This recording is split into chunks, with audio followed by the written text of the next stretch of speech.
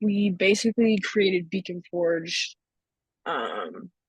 just to make life easier for anybody who wants to create a Python Anywhere assistant or an assistant in general. Um, it, it's just a guide on how to do that with multi-agents, and one thing that we're going to be looking at is just how to host an assistant on Python Anywhere, which you can take the code and run it locally as well. It's very easy to do, but this is a great start to actually test assistants and to see if OBOM messages are being sent. But I don't want to just read through this because we're gonna kind of go through this together. But that's kind of what BeaconForge is. Um, Well, so I guess you might well, want to add that an assistant they create today, we can test. If you've got the sandbox running wherever you are, you can test it there. But if you give me the URL, I should be able to test your live assistant right during the workshop. yep, just directly from whatever URL you have access to through Python Anywhere. I can test that on my side, or if you have the sandbox running, you can test it as well. Um, but I guess I'll dive into the nuts and bolts of Python Anywhere, and kind of how to create an assistant. Um, so all I've done is just logged in. I haven't. This is a brand new account that I've created. It should look similar on your side. Um, so first thing we're going to do is just navigate to this web tab right here. And I'll wait a sec just so everybody can get there. And right now we have no web apps. So we're going to create a new one. And if you have a free account, you can't really change the domain. So we're just going to keep it the same as whatever your username is. And we're going to be doing a Flask app for the framework today. And the newest version of Python I suggest using. And this is where everything is going to be stored within your Python Anywhere files. This is really important to note that this has to be the name of the file that's being run. If you change the name, um, there might be some errors that happen. That's all. So we're just going to hit next. And the great thing about Python Anywhere is it creates everything for you.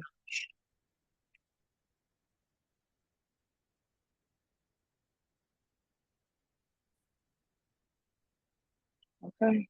So, all right, it's all set. It's up and running. I always just hit this run up until 3 months from today, just so I know that it's running. Um, perfect.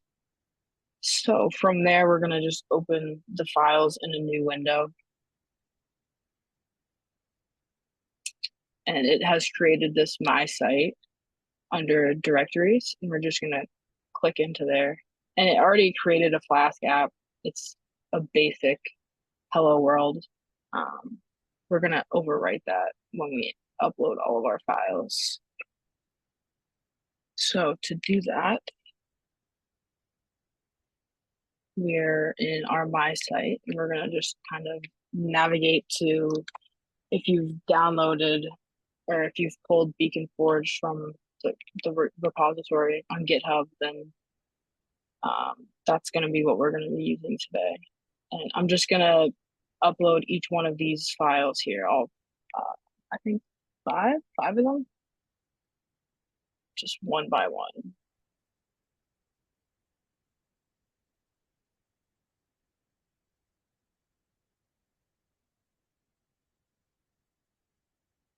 And when you update or when you upload the same file with the same name, it overwrites it automatically.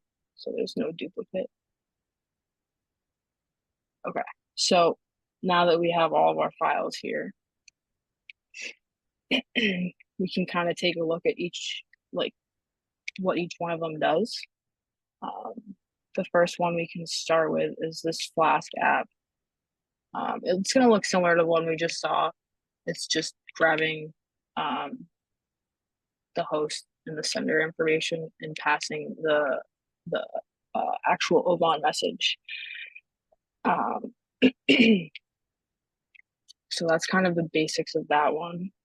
The next one we're going to look at is this config file, which is going to have all your API keys if you have them, any prompts that you want to send through, and most importantly, it's going to have your manifest, which you're going to want to change if we're testing this. So I'm actually going to go ahead and just change a few things, just so it doesn't look the same as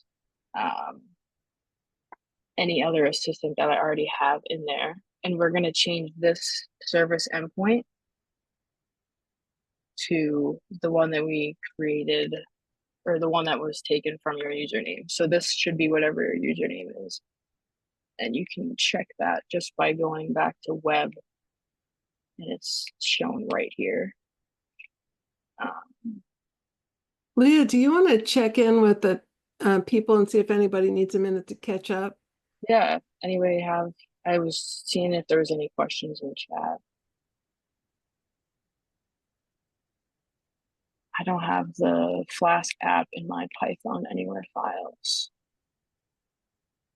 Okay.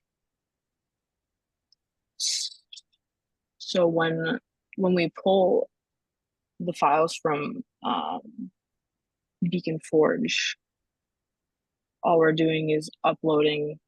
So if you don't have it in your directory here, we can just re-upload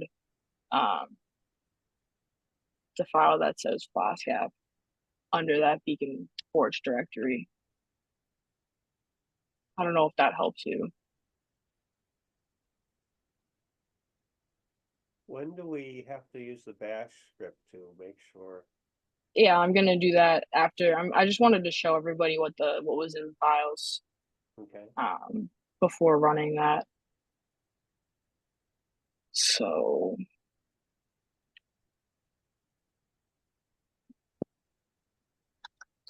I'm just typing in some basic things.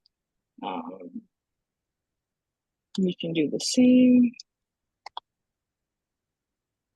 You can put as many key phrases or descriptions in, and help with finding. Yeah, you can type, if it's an OpenAI assistant, you can put your key here. I do want to note, if you're not using a key, I would just leave this blank rather than having any words in there, just because OpenAI doesn't really like that there's words in there. It doesn't work properly. So I'm just gonna save that. Perfect. There was a question in the Q&A from one of the attendees who she said, Noreen said she didn't have the Flask app in her Python Anywhere files. Yeah, no, I tried to answer that by just saying that when uploading your BeaconForge directory that you pulled to your local computer, as long as the Flask app is in that directory, that's all you have to upload to your Python Anywhere. Lorraine didn't click, you wanted to build a Flask app, and that's why she didn't see one there initially. Potentially, that's why this web app set up creating a new app.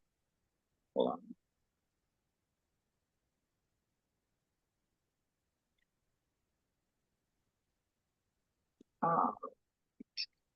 The next thing we're going to be looking at is this weather API isn't super needed. It's just for like very basics of what the assistant I created did. It's just two functions on getting the information from the API. If you were interested at all in Open Weather Map and how it works, this is a good file to look at.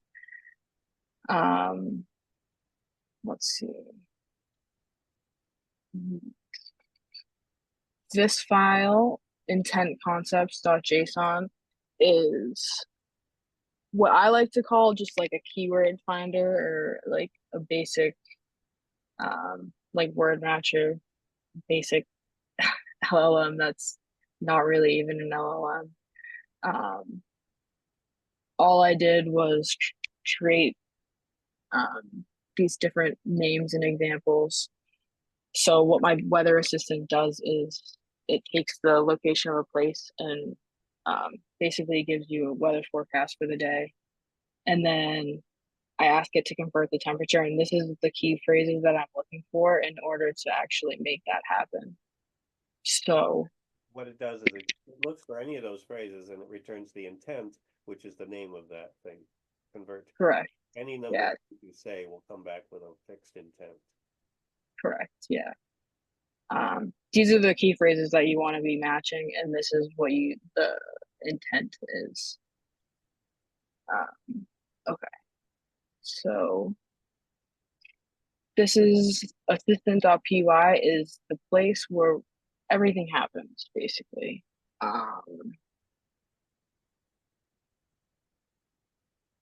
So the first thing we're going to change, or the only thing we're going to change, is just the location of where our files are.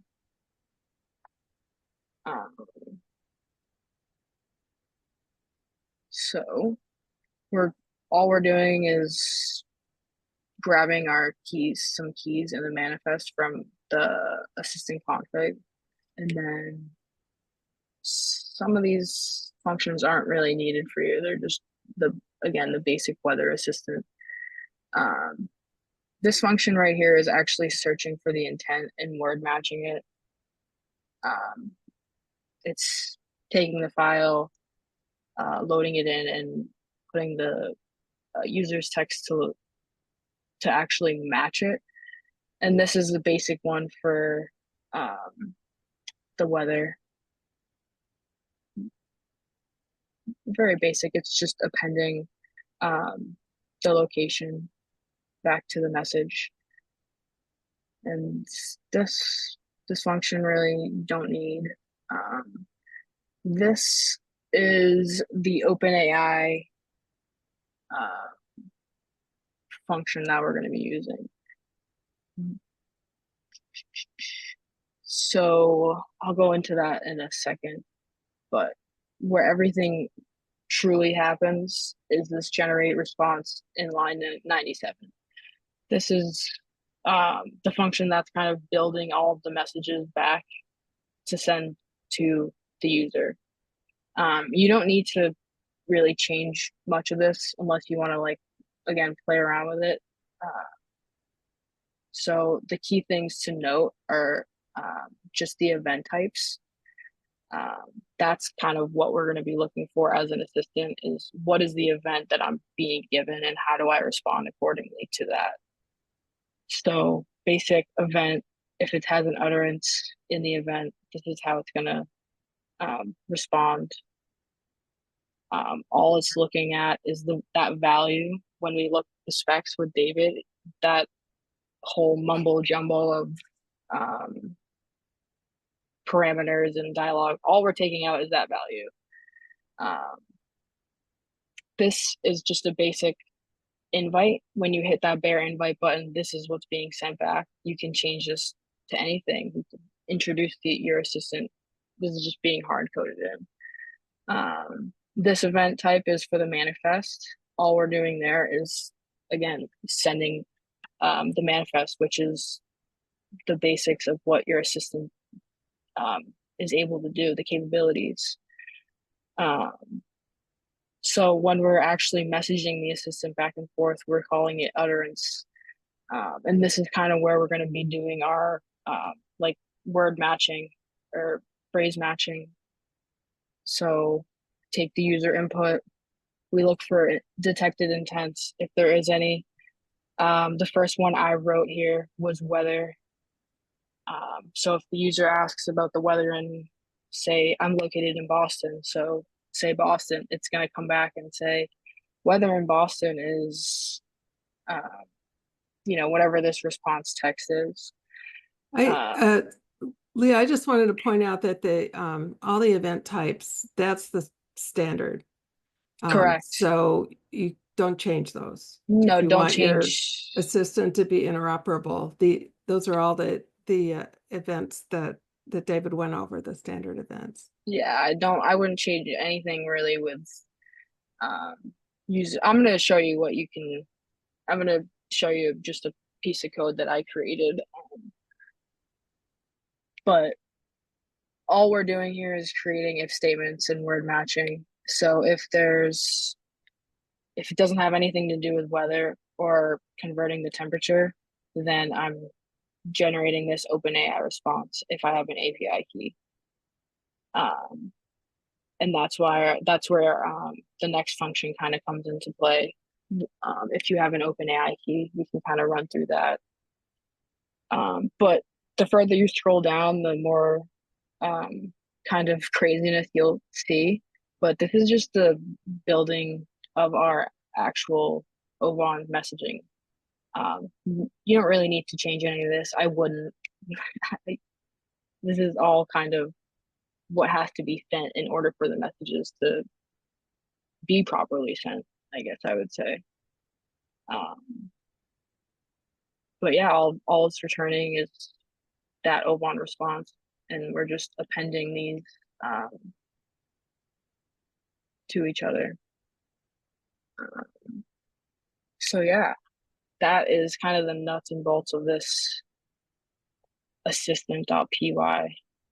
So I guess the first thing we'll do is, if we want this assistant to actually run properly, we're gonna have to do some imports. So we're gonna just X out any consoles we may have.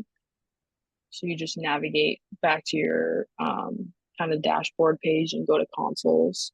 And then if you do have any, I would just X them out right now. They're not needed. So once you did that, we're going to go back to our Flask app.py, and we're going to open a bash console here. And now we can do our installs. We only really need two. The first one is going to be this line right here. So I'm actually just going to copy and paste that. And I've already done this a few times, so mine says requirement already satisfied, but yours should run through all these installs. And then the next thing we're going to install is we're going to do a pip 3.10 because that's what we installed when we created the web app. And we're going to just do an OpenAI. And we're actually going back a version. I know, not ideal, but this is what we have to do for it to work this time. I'm going to be in the process of updating. But this is exactly what you want to type in. I think I can copy and paste that into the chat if that's helpful. Absolutely. There you go. And we're just going to hit enter. Perfect.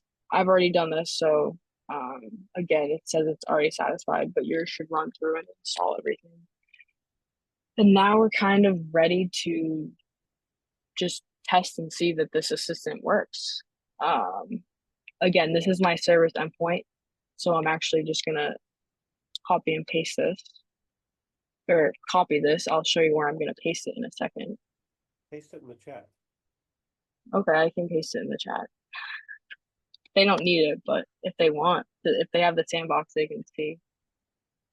So in order for this assistant to actually be up and running and for the sandbox to connect to it, we're gonna hit this little like reset button, I call it.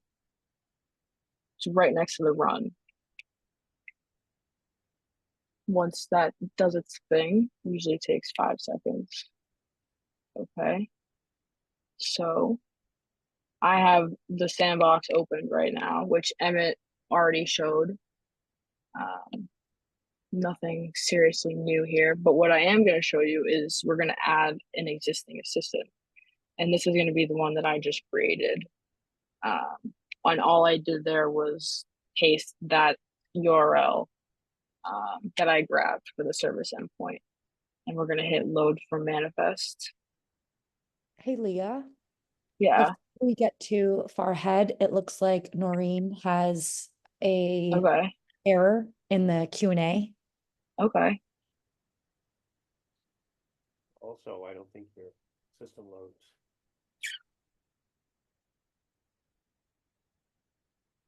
Oh, wait.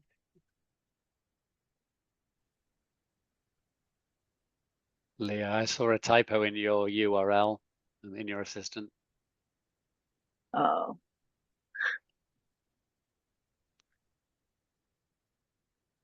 In assistant.py. There. Thank you, David.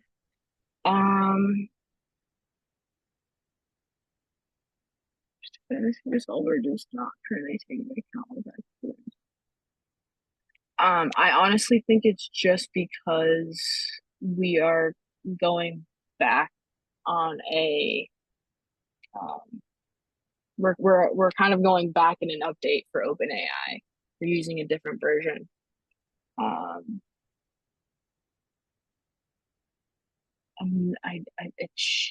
It should be fine. I'm not sure. I've never seen RViz. Is that what gave you that error? Installing OpenAI or installing Flask cores?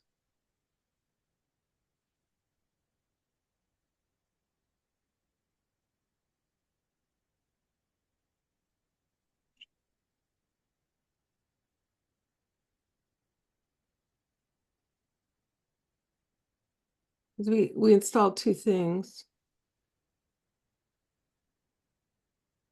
Yeah, it was during the console thing. I don't have it open anymore, so I don't see the error. Is there a way to take a look at the log to see the error? I don't think you can look at the dash console. I could be wrong. I don't think you can. Unless you had one. Oh, here it is. It's still there. Yeah, I was gonna say if it was Yeah. still open, you can.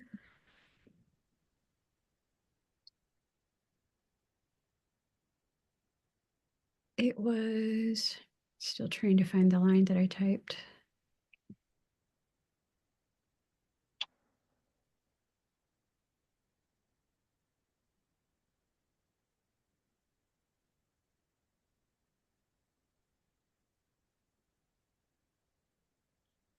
It was on installing OpenAI version 0.28.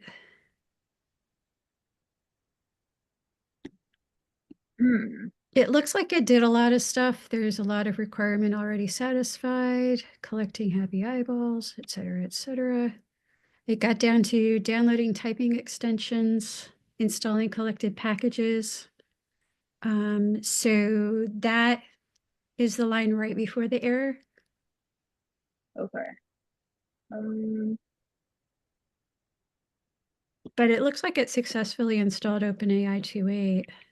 Yeah, then I was gonna say, did it say usually at the bottom there's like a little green thing, like a green line that says successfully installed, because when you're using a different or earlier version, I'm sorry, there tends to be some things that may not get satisfied. But with that aside, everything does run. I tested this right before this and everything worked perfectly fine. So let's keep going and see.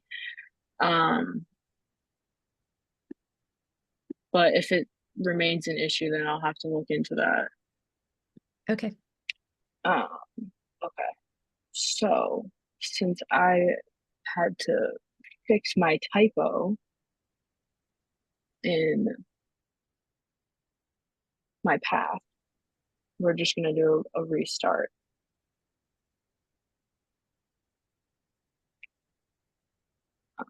Let's see. And again, anytime you save or change anything and save, you have to hit this reset button because you have to just restart your server. Okay. So that it worked that time. So as you can see, when I plugged in my URL that I just created, press load for manifest, it did indeed grab all the information that I put in my manifest. This is my name. I put that in, and I didn't change this stuff, but you can to make sure. And one thing that we're going to test now is to see if this actually is able to be spoken to as an assistant. So we're going to add this assistant to the sandbox. Okay, so we added it as night. So we're going to go back home. And there it is. Number 19, night. And as you can see, the service address is updated with the one that I gave.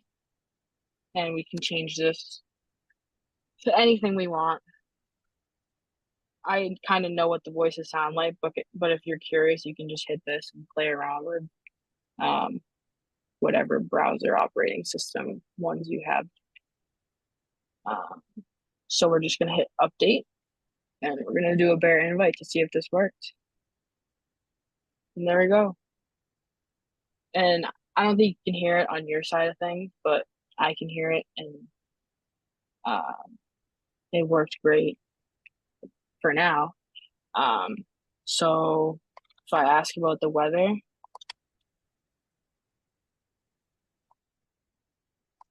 in Boston, here we go.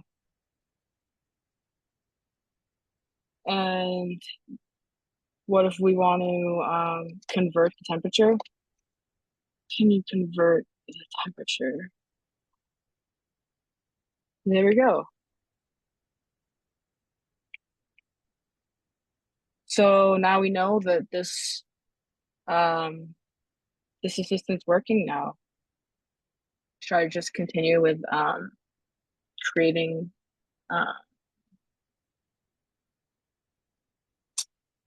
kind of a new intent. That sounds good.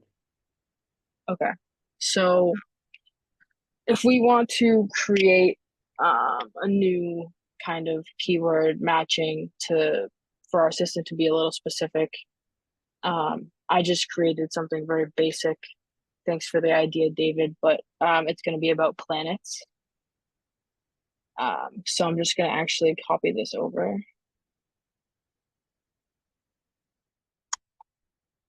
And this is all I did. We're talking about planets. These are the ones that I want in my list. If you want more, if you want your assistant to talk about, doctor things, or to be anything cars related, you could put keywords, key phrases, whatever your heart desires. So now that I have that, we're kind of going to go back to this assistant.py,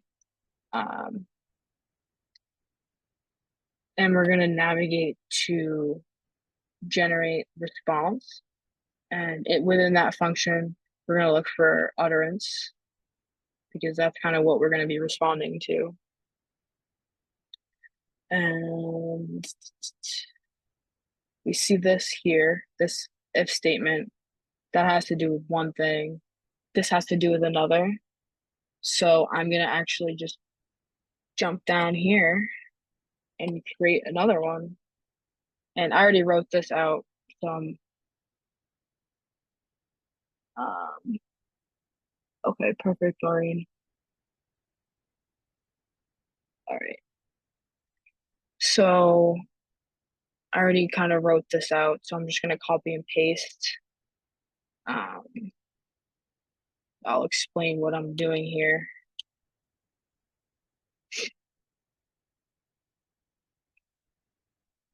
I don't think that should give me an error.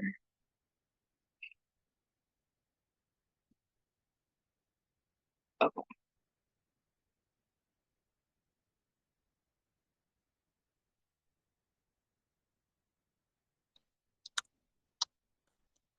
Sorry, was one line up.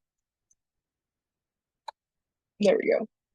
Okay, so I'm checking to see if the intent that whatever the user input has to do with planets. And then I'm driving, looking at the matched words. So this is something important that you're gonna have to know matched words if you're doing key phrases, keyword matching. So we're getting that, and then basically if matched planets, we're joining them, because it's getting returned as a list. And then all we're saying, it's very basic, is I know everything about, it may be one planet, it could be 2, 3, etc., based on whatever you're putting in here.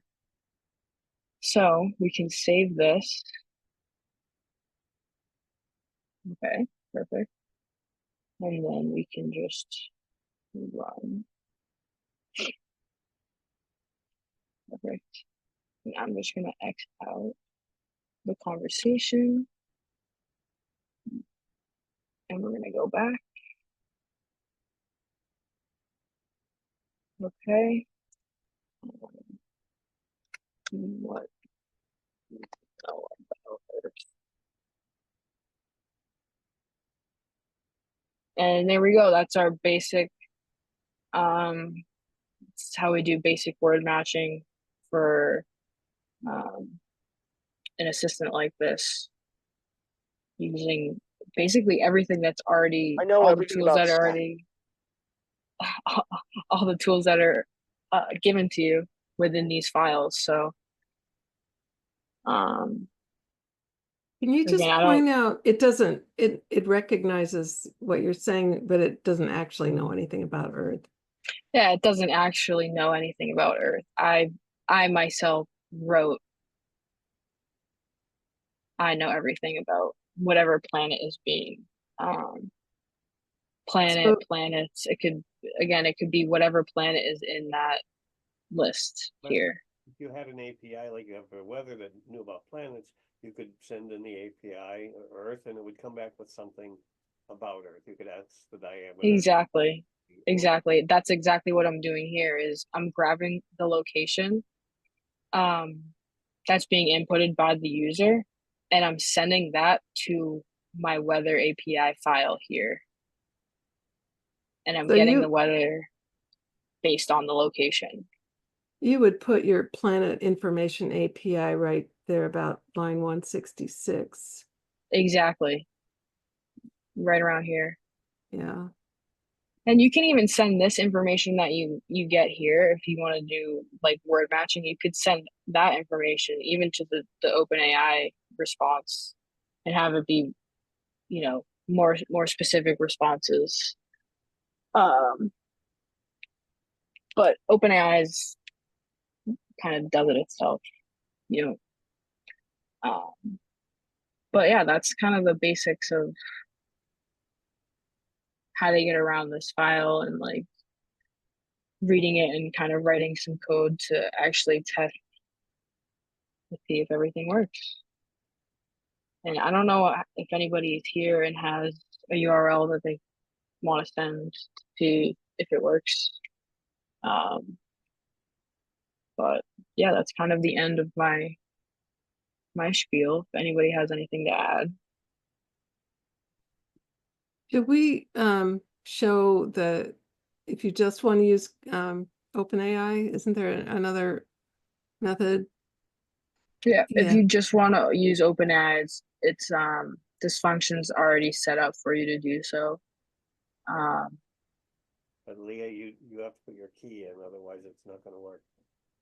Yeah, exactly. If you don't have your API key in that assistant config, it's not gonna know to connect to OpenAI. Like I could say, you know, what do you know about cars? And it's gonna say error, you haven't provided an API key. So just know that this is a very basic assistant without OpenAI, but it has so many capabilities without API, without OpenAI.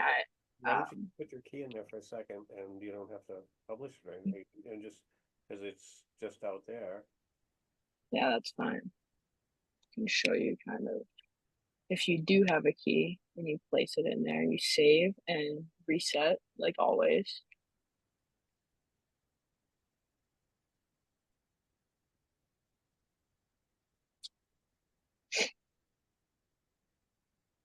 And we're just gonna X out of this conversation, refresh, and then we're gonna connect and say, As an AI, I can tell you that it's Well- difficult to say whether frog. cars now, and it says, Yeah, it works just fine.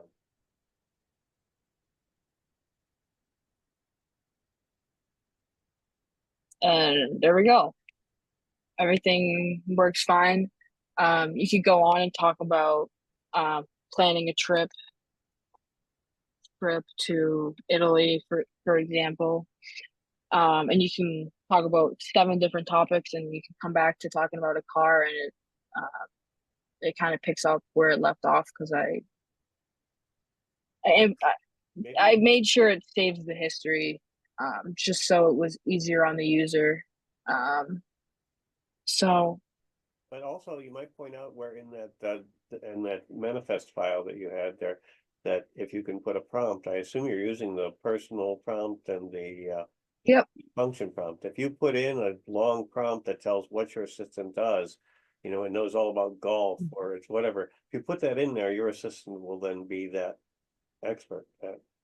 yeah, like I said, if you want to just be a assistant about planets, you can alter this to just say you only know about you're a planet expert, basically, you can say. Well, we've set the things too. This is a personal prompt that says kind of what your personality is and how you behave. The function prompt is what you do. So for instance, when you saw in the demo I was talking to the florist, I just had a long function prompt that explained that she was a florist and local and would cut flowers. And that's all I gave there. So that's almost pre-made for you. It should be, once you get your key in and your OpenAI, you should be able to make a very interesting expert on something. And I guess we didn't ever show that if you want to see if your assistant is also connected without doing, or if your manifest is working, you just hit this request manifest button when you select an assistant, and it sends that right back. Just a fun little, if like it changed everything that I changed, so it's grabbing it directly from the message I'm sending. So, it's cool to see. That's all. This is a good Well- moment to just point out a feature of Ovon here. So the request manifest message went out, but Leah had coded her agent not only to send a manifest, but actually to send an utterance back. So one of the cool things about the Ovon messages is you can essentially just stack events up. So even though someone might be inviting you or requesting your manifest or asking you to find an agent, you can also talk to them at the same time and send responses or whispers in any kind of permutation.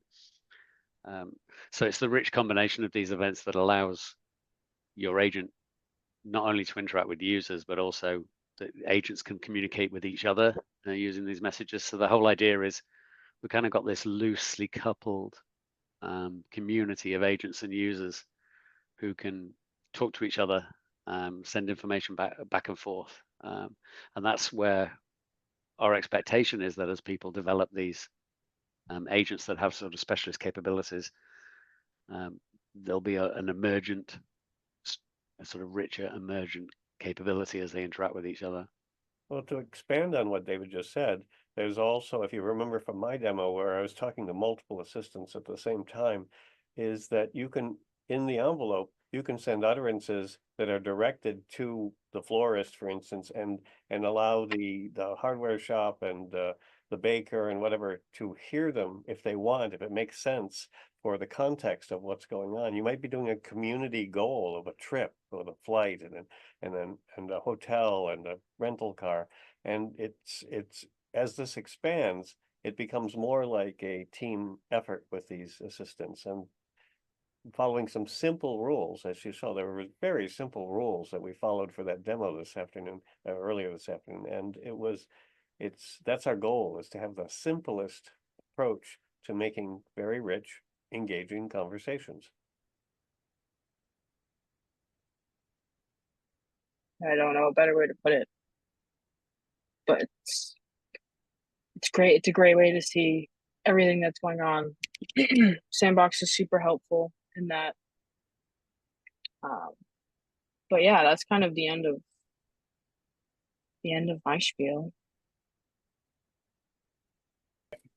I had a comment first, which was, if you don't want to use OpenAI, you can. There's no reason in principle that you couldn't use any LLM that you want. But is that something that someone that's using BeaconForge, can they change their LLM? I think so. You would just change the section where you call the API for, OpenAI, and you would just change it to whatever. I don't know how similar all of them are, but Anthropic's I think is No. pretty similar, and you could use a free one somewhere. The good thing is I pulled out that OpenAI code, so it's one function. So you really only have to change that one. Exactly what Emmett said, you have to change the imports and everything and how you get your API key, I'm sure. But you just are changing that one generate AI response, and whatever you are using for your LLM, you can change that entire function.